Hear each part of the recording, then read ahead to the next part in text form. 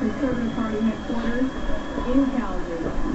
We're also looking at the NDP and the Liberal headquarters. But it is the Conservatives with a majority who are celebrating tonight. Jacques Bourgault is there in Calgary. Josh, this is what Stephen Harper campaigned for. He made a calculation right from the start, and he thought what he wanted. Well, I can tell you, Donna, that our decision desk has made a lot of Conservatives here in Calgary very, very happy. Our announcement of a Conservative majority has really electrified this crowd. And certainly one of the things I think is going to be interesting is that all through this campaign, Stephen Harper kept asking for a majority, but he never really explained what he wants to do with that, what he could do with a majority government that he hasn't been able to do with a minority government for the past 5 years. And frankly, Donna, it now looks like we're going to find out. Well, not bad for an election that he didn't want. Huh? Not bad, but you know, Don, I was in that very room that Jacques is in 2006, and I can tell you, even though the Conservatives won the election in 2006, it did not feel like a victory. Tonight is what they were waiting for in 2006, and they got it, albeit 5 years later. The message was very clearly, Donna, the Prime Minister said right from the get-go that he wanted to see a stable government. I think that's what the country needs right now.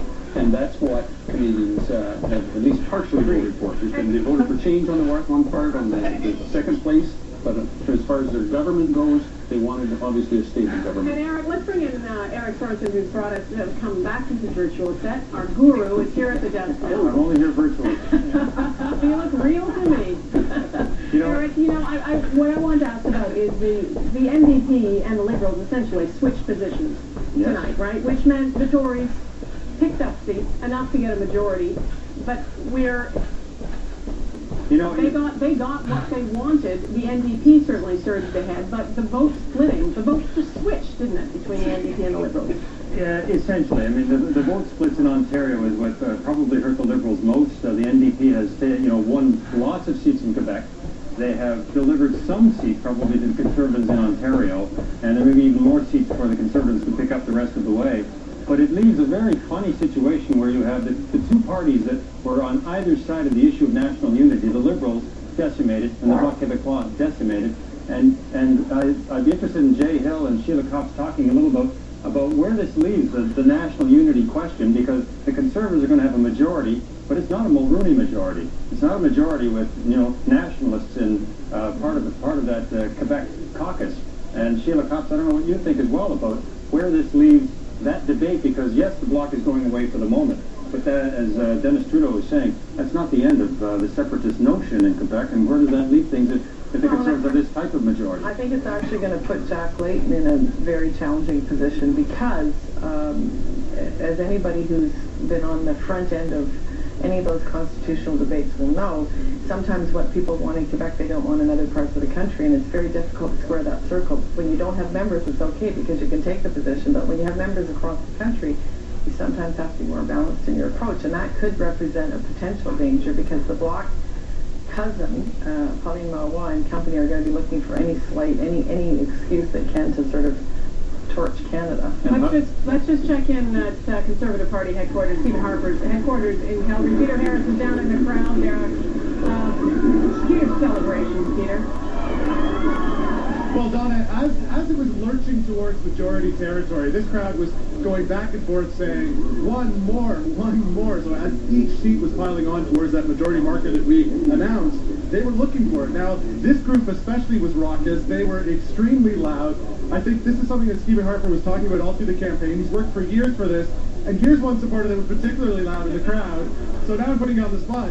What do you think now that it's actually happened? I am so thankful that Canada's going to have a strong government. I was a little worried, and now my heart is at rest, and I can start partying. What were you worried about? I was worried about another minority government, and to be frank with you, an NDP opposition on that. It wouldn't have worked out well for Canada. It wouldn't have worked out well internationally, and it's so good to see that the left vote is split, and the Conservatives are it. They went right up the center, but I mean, you have the NDP now. Jack Layton will be staring down Stephen Harper in the House of Commons. I mean, does that change the dynamic a bit? Oh, of course it's going to change the dynamic. You have an NDP opposition. Who would have ever thought that could have happened? However, you're going to have an NDP opposition. I I knew she was going to scream, Donna. She's been screaming for the last 10 minutes. So there you go. Back to you. All right, Peter Harris at the Stephen Harper's headquarters in Calgary. Much different mood over at the Liberal headquarters in Toronto. That's where Shirley Engel is. Shirley. Well, Donna, there's hardly anyone in this room, just small pockets of people shaking their head in disbelief, mouthing the words, "Oh my God." This is a night of unprecedented defeat for the Liberals in many ways. Number one, the Conservative majority. They were trying to prevent even a Conservative minority. Number two, for the first time in history, losing official opposition status to the NDP, and in a brutal way that we still don't know if it's even worse than 1984. We still obviously haven't seen all the seats. And now we hear that Michael Ignatieff's seat here, the seat of the leader of the party, might not even be safe. We don't know. There are Liberals in the Greater Toronto area, the last Liberal stronghold, people like Mark Holland, Ken Dryden, Martha Hall Finley, Dan McTague. These are Liberals who are stars in the party. They make up the core of the party, and we still don't know if they're elected. So what you're seeing tonight is the defeat of this party, and some are even saying behind the scenes that this could be just what the Liberal Party needs, that they need to they're going to go down, they need to go down all the way, they need to really do some soul searching. The post-mortem in many ways has already begun. A lot of people wondering what went wrong. Perhaps Canadians really did feel this was an unnecessary election, and they seem to have overwhelmingly rejected what Mr. Ignatieff is selling. So a lot of teary eyes here tonight, Donna. Yeah, and I just want to bring in Eric Sorensen. Michael Ignatieff himself looks like he's losing his seat. He does, and one of the things we'll be watching for in some of these ridings is was it an outright win for the Conservatives, or did they stand still with their votes while the NDP took votes away from the Liberals? If that happened in that riding, another Liberal, in this case the leader of the Liberal Party, going down, and of course there will be leadership questions, which there would have been after this result anyway. And there is one party tonight who can't believe their good fortunes. That is the NDP. That's where Mike Drolet is at NDP headquarters in Toronto tonight. Mike? Yes, this is a stunned group of NDP supporters here today. Certainly, they never expected to get over 100 seats. I don't know what's more shocking, the NDP result, the Liberal result, or the Bloc result. I lived in Quebec for a couple of years, and I'm absolutely stunned by that. Now, the one thing that you guys were talking about on the panel was that Carl Boulanger did a lot of work to try to build up the NDP and to set the policy in Quebec to try to woo Quebec voters. Well, you could argue now that he has an even bigger job ahead of him, because they have a lot of Green MPs. A lot of people who, I believe the number was 61 in Quebec in terms of the NDP seats. Well, you could argue that 60 of those didn't expect to win, because the one seat that they expected to hold was Thomas Mulcair, and the rest was, sacrificial lambs for the large part. But Jack Layton kept on going back to Quebec, and he was really forcing the issue there. So they're excited as anybody could possibly imagine they could be. Donna? All right, just a quick thanks, Mike Drolet. Just a quick word from you, Eric, on the fortunes of the NDP. Absolutely historic night for them. It is an historic night for them. There are a lot of voters who may be asking themselves this question, though, which is, for progressives, is this a great night? If you're thinking progressives more broadly in terms of Liberals, Green, NDP, because they have done well, but overall, you now have a Conservative majority government. That they can't be very happy about that. Some progressives, I would say. All right, thanks, Eric. It's now time to turn over our Decision Canada coverage to your local anchors for the next 10 minutes in most markets. Stand by. This is Decision Canada 2011 on the Global Television Network.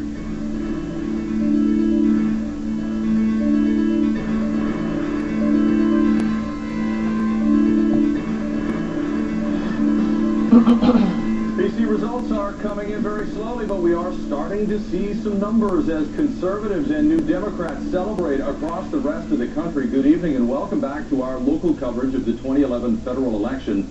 Celebrations breaking out in riding offices across the province as more and more BC candidates wait to see that magic word elected beside their names. We'll go straight to the latest results now. So here's Jill Kropp in our Results Center. Jill. Well, Chris, it's been really interesting so far. We have seen some swaps in all our ridings very quickly. Let's run through all of them. Vancouver Centre, no results yet. This, of course, Hetty Fries. This is expected to be a safe riding for Hetty, but boy, have we seen a Liberal collapse tonight. She could lose that riding. Vancouver East also should be safe for NDP incumbent Libby Davies, although Irene Yatko was challenging earlier. Vancouver Kingsway, Tran Nguyen is challenging Don Davies, who is the incumbent there, so he could be in a little bit of trouble. Vancouver Quadra. This has gone back and forth. Look how close that is between incumbent Joyce Murray, the Liberal, and Conservative Deborah Meredith. Very tight race there. Vancouver South. Wei Young in the lead at this point. Ujjal Dosanjh has to be concerned about how this night is going to turn out for him. Keep in mind, though, early numbers. North Vancouver, Andrew Weston in a battle, or Saxton rather, in a battle with Talib Noor Mohammed, the Liberal candidate surging there. West Vancouver Sunshine Coast, Sea to Sky, John Weston, the incumbent, is being challenged by Terry Platt of the NDP. Burnaby Douglas, Kennedy Stewart, the NDP, he is not the incumbent, but this is an NDP riding. He's expected to win that, looking like he might do that. Burnaby New West, Peter Julian in a very strong lead against Paul Forsyth, who's a long-time politician. He was an MP for 12 years, challenging there.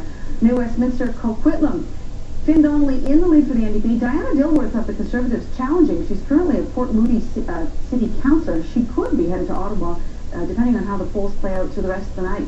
Delta Richmond East, as expected, the Conservative Carolyn Finlay running away with that one. One of the few where we've seen somebody running away.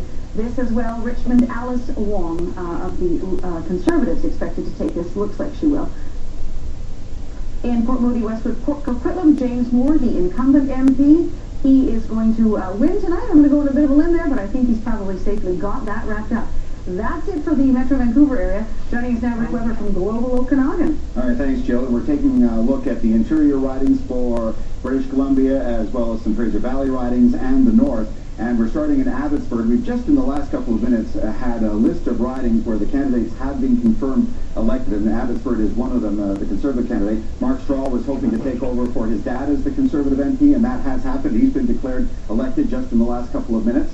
And then in British Columbia Southern Interior, we're watching this riding, the incumbent, one of the only incumbents in the Interior who's NDP, Alex Adamanenko, and he is in the lead right now. Kamloops, Thompson, Caribou. Another riding, you just never know how it's going to go, but the incumbent, Kathy McLeod, is doing well tonight to keep that seat. And our next riding is Kelowna Lake Country. Ron Cannon, the MP for the Conservative MP, has been declared elected in that riding, so no surprise there by any means. And in Kootenay, Columbia, David Wilkes, the Conservative candidate, has also been declared elected just in the last couple of minutes. Moving on to Okanagan-Coquihalla, where they were looking to replace Stockwell Day, and there was quite a competition to become the Conservative nominee there, and it looks like the Conservatives are going to keep that riding. In Okanagan-Shuswap, Colin Mays declared elected, longtime Conservative MP in that riding, so again, a lot of Conservatives being elected in the interior. Dick Harris having no problem. He's been elected many times in Caribou, Prince George, and looks like he's on his way there tonight. And in Prince George, Peace River, Lois Boone is a former provincial politician, and we wondered if she would give the Conservatives a run for money, but the Conservatives are leading there. And in Skeena-Bulkley Valley, the NDP incumbent, Nathan Cullen, is looking like he'll keep his riding quite handily. So that's what's going on in the interior. And right now we're going to check with Randine for the Fraser Valley and for Vancouver Island. Thank you very much for that, Rick. And we are, even though the Conservatives have been declared the majority government, there's still many interesting races taking place. Right now, there's no polls reporting, but the races between Sip Dhaliwal of the Liberals and Jimmy Sims of the NDP there. In South Surrey, White Rock, Russ Hebert, he's a lock. He's expected to keep his seat, no problem. He should be declared fairly quickly.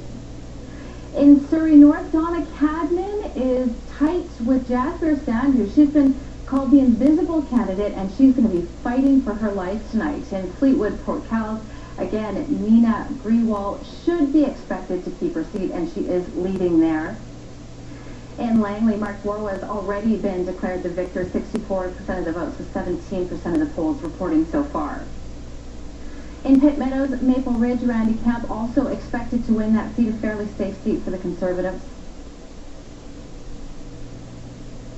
And in Victoria, Denise Savoy, 50% already with 8 polls reporting that is a fairly easy seat for the NDP to win in that Victoria riding. In Esquimalt, Wanda Fuca, however, no polls reporting yet, but the horse race is between Troy D'Souza and Randall Garrison of the NDP. In the Saanich Gulf Islands, Elizabeth May leading so far, none of the polls reporting, but this is a race between her and the incumbent Conservative Gary Lunn.